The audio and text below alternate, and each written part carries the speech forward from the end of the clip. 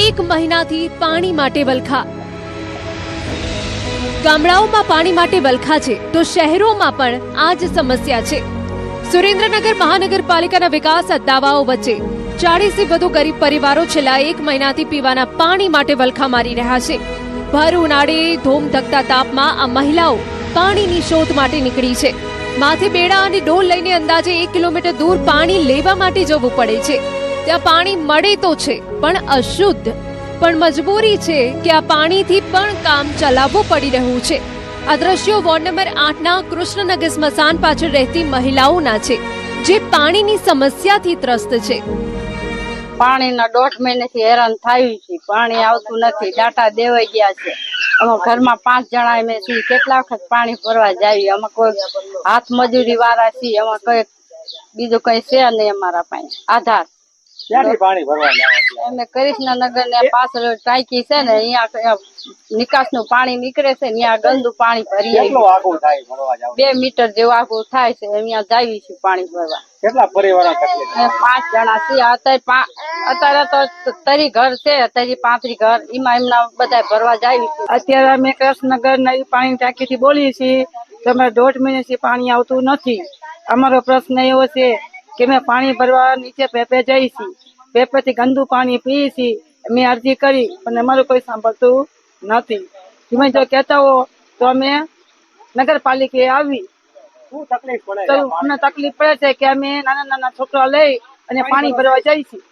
કેટલા પરિવારો? અમે લગભગ મેં તો 40 ઘર છીએ, 40 ઘર અમે જઈએ છીએ। કેટલી વખત આખાથી પાણી ભરવા જાવ? આખાદીમાં અમે 5 થી 6 વખત તો અમે રિસાતું પાણી લાવી નથી શકતા, તો અમને કઈક પાણીનો ઉતાર કરી દો। ચૂંટણી સમયે પાણી અને રસ્તાની સુવિધાના વચનો આપનારા ચૂંટાયેલા પ્રતિનિધિઓ હવે ડોકાતા પણ નથી, જેના કારણે લોકોમાં નારાજગી જોવા મળી રહી છે।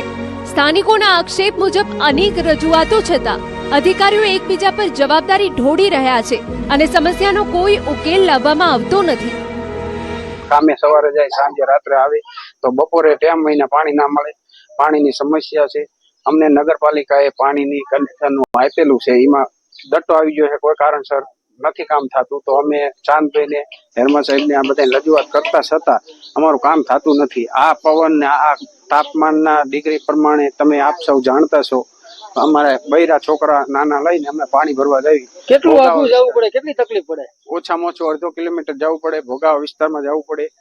આ પાણીની ટાંકીનો જે મેલ મચ્છર નીકળે ને એ પાણી અમે પીવી છીએ। હાલમાં કૃષ્ણનગર વિસ્તારમાં અત્યાર સુધીમાં 1.5 મહિનાથી અહીંયા પાણી આવતું નથી અને આ બધા સામાન્ય માણસો છે। નગરપાલિકામાં અવારનવાર રજૂઆત કરી છે, હિરેનભાઈ એન્જિનિયર એમની હારે વાત કરી, ચાંદભાઈ હારે વાત કરી, હેરમા સાહેબને 3-4 ફોન કર્યા, કોઈ ફોન ઉપાડતું નથી ને ત્યાં કઈ કામગીરી થતી નથી। અને જયારે જઈ હિરેનભાઈ એન્જિનિયર પાસે ત્યારે એમ કે ભાઈ મારી પાસે માણસો નથી, ચાંદભાઈને કહો। ચાંદભાઈને મોકલી એટલે એ પાછા એમ કે તમે હિરેનભાઈને કહો। ત્યાં એટલે આ એકબીજા ખો આપીને કામ કરતા નથી અને છેલ્લા લગભગ 5 દિવસથી તો કન્ટિન્યુ આપણે અહીંયા 3-4 વખત જોઈ ગયા ભાઈ પાણી આવતું નથી। આટલા બધા બૈરાઓ હેરાન થાય। આ ખરા તડકામાં બપોરે તમે વિચાર કરો, આટલી 45 ડિગ્રી ગરમી થઈ જાય, એમાં નાના છોકરાને આ બધા લઈને આવું પાણી ભરવું। હવે તંત્રએ આ લોકોની રજૂઆત કાને ધરી છે। પાણી પુરવઠા વિભાગ પાઇપલાઇનમાં બ્લોકેજના કારણે સમસ્યા સર્જાઈ હોવાનું કહી રહ્યા છે। હવે તંત્ર એક્શનમાં આવ્યું છે અને 2 દિવસની અંદર રિપેરિંગ કરી 2 દિવસમાં પાણી પુરવઠો પૂર્વવત કરવાની ખાતરી આપી છે। હાલમાં જે સુરેન્દ્રનગર મહાનગરપાલિકા વિસ્તારમાં કૃષ્ણનગર પાછળના વિસ્તારના રહીશો જે છે એ લોકો રજૂઆત કરવા આવ્યા હતા। એ અન્વયે ત્યાં પ્રાથમિક એવું જાણવા મળ્યું છે કે લાઇનમાં કોઈ બ્લોકેજ એવું જણાઈ આવ્યું છે।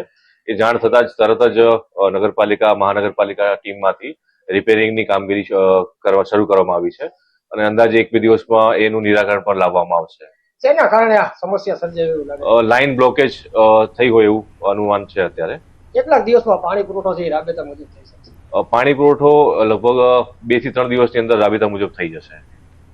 સમાચારમાં આગળ વાત કરીએ। સીબીએસઈ પુનઃ મૂલ્યાંકન પ્રક્રિયા દરમિયાન ટેકનિકલ વિક્ષેપો અંગે વિદ્યાર્થીઓ અને વાલીઓ દ્વારા ઉઠાવવામાં આવેલી ફરિયાદોને ગંભીરતાથી લેતા કેન્દ્રીય શિક્ષણ મંત્રી ધર્મેન્દ્ર પ્રધાને server down time, payment gateway glitch અને ઓપરેશનલ લેબ્સ અંગે વિગતવાર અહેવાલ માંગ્યો છે. અધિકારીઓને તકનીકી નિષ્ફળતાઓ પાછળના કારણો, તૈયારીના પગલાં અને પ્રક્રિયાના સંચાલનમાં સામેલ એજન્સીઓની જવાબદારી સમજાવવા માટે નિર્દેશ આપવામાં આવ્યા હોવાનું જણાવ્યું છે. તો સીબીએસઈ પુનઃમૂલ્યાંકન પ્રક્રિયા દરમિયાન અનેક ફરિયાદો મળી હતી. ખાસ કરીને અધિકારીઓને ટેકનિકલ જે ફરિયાદો મળી રહી હતી તેને લઈને કેન્દ્રીય શિક્ષણ મંત્રીએ આ મામલે